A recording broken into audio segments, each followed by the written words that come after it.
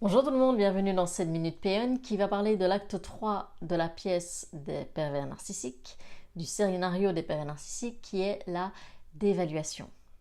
Alors, j'en ai précédemment parlé dans la partie de la mise sous emprise, c'est-à-dire que petit à petit, on va avoir notre estime de nous qui va être cassée par le ou la perverse narcissique.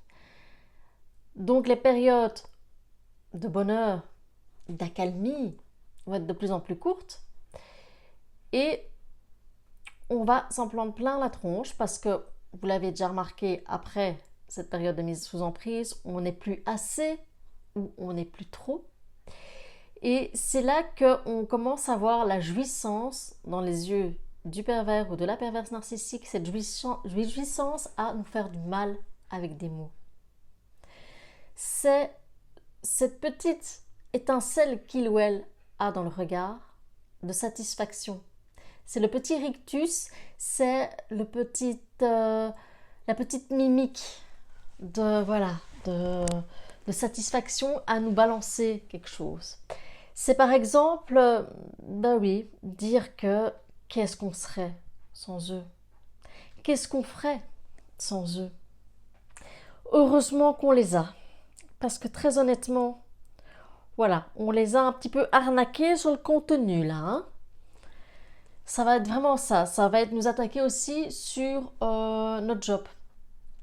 Finalement, voilà, on n'est pas aussi important que ça dans notre travail. Notre travail, limite, c'est un loisir.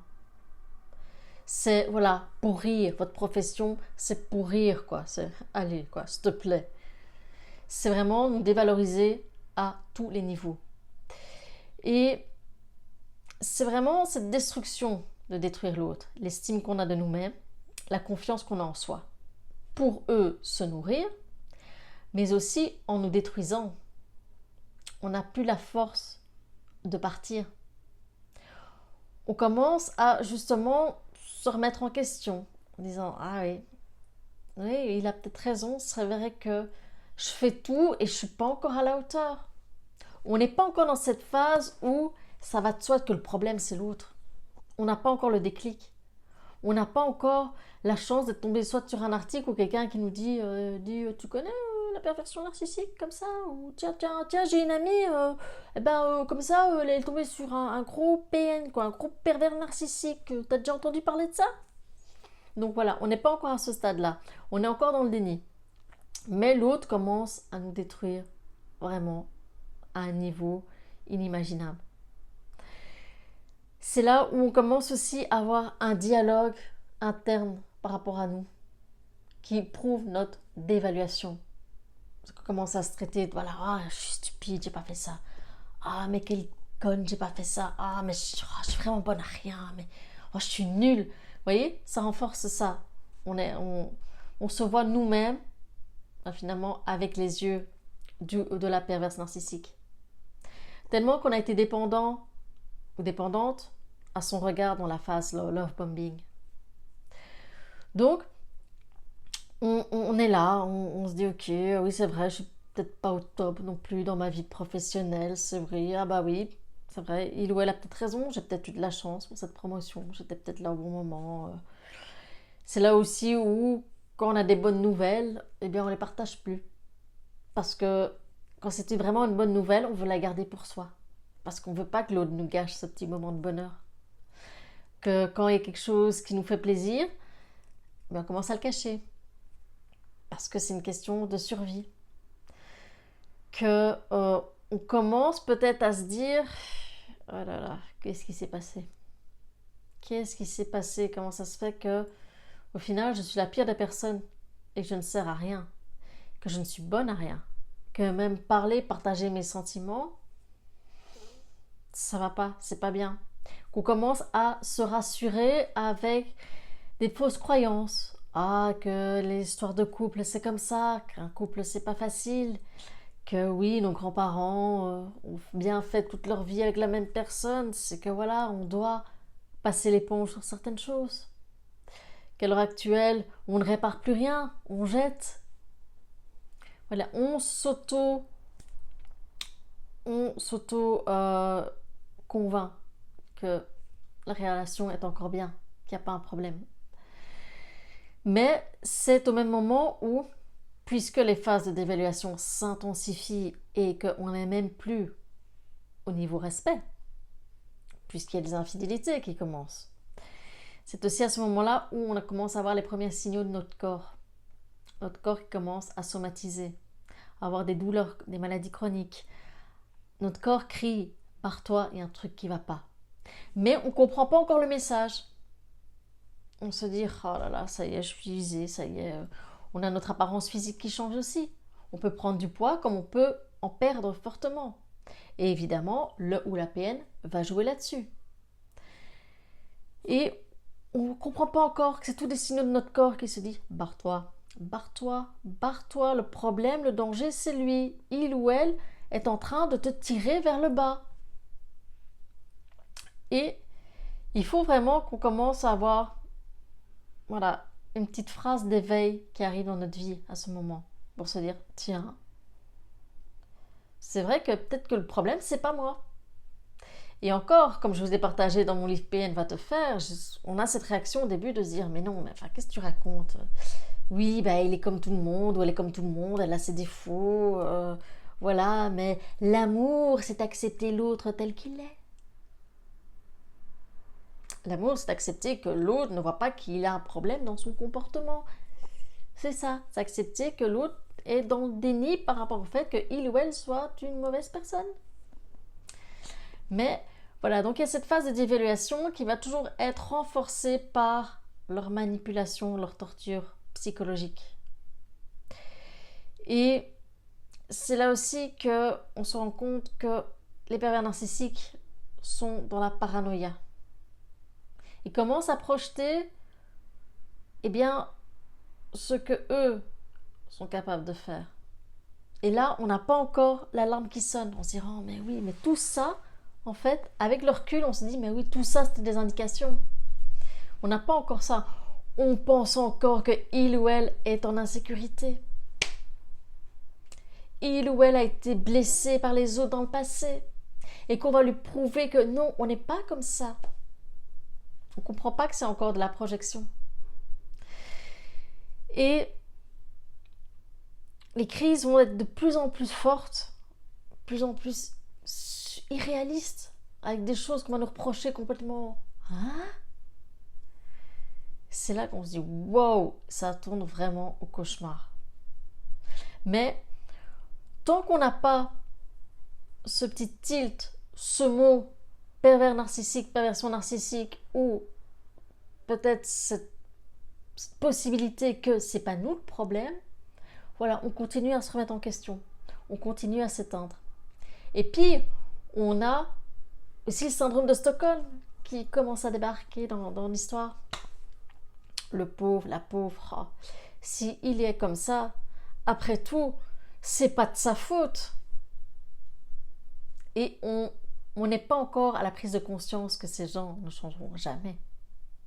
Puisque pour nous, c'est impensable de se dire c'est pas possible qu'il ou elle ne comprenne pas que c'est pas normal ce qu'il ou elle fait.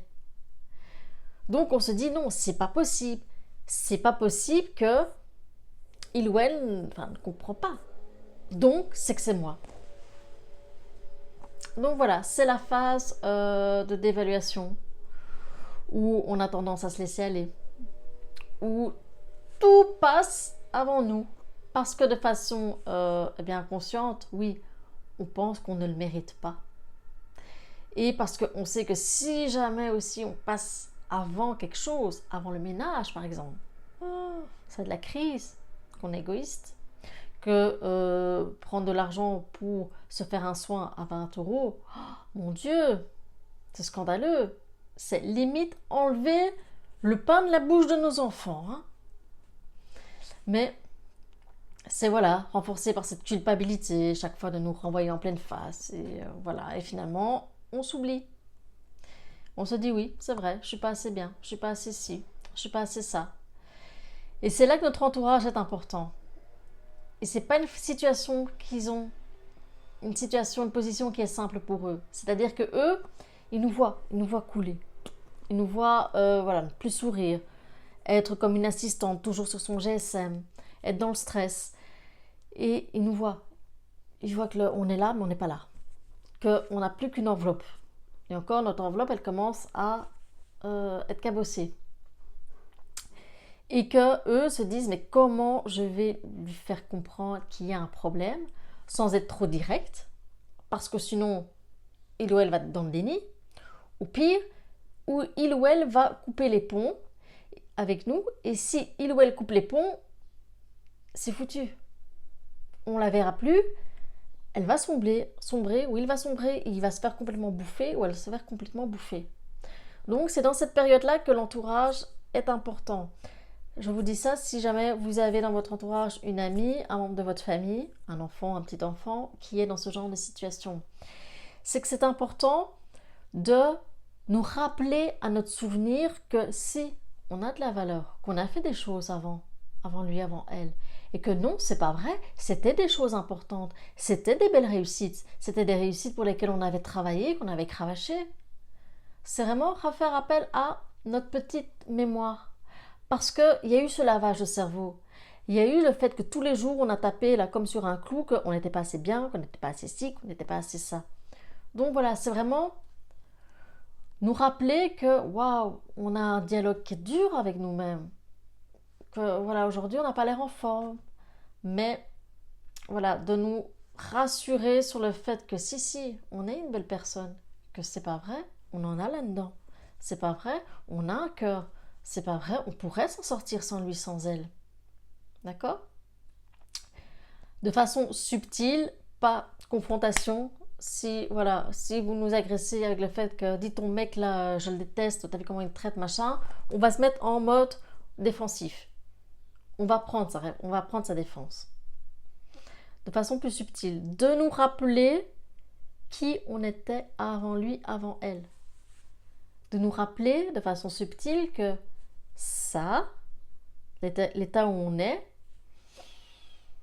c'est pas l'état de quelqu'un qui aurait trouvé son âme sœur. Hein. Donc, vous voyez cette subtilité. Donc voilà, j'espère que ça vous a aidé, ça vous parle.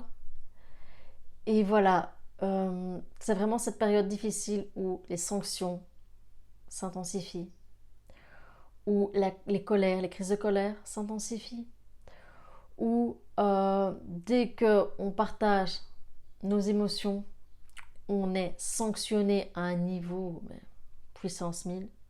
C'est là aussi où commence le renforcement du chantage sexuel, affectif, financier, les menaces.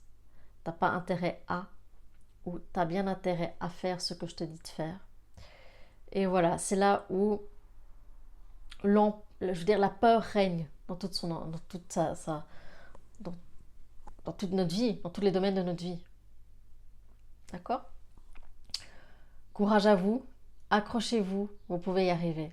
D'accord? Et n'oubliez pas, maintenant que vous avez de nouveau en mémoire les premiers actes de la pièce PN, voilà, vous êtes bien placé pour vous dire que plus jamais ça. Ok? Courage à vous. À bientôt.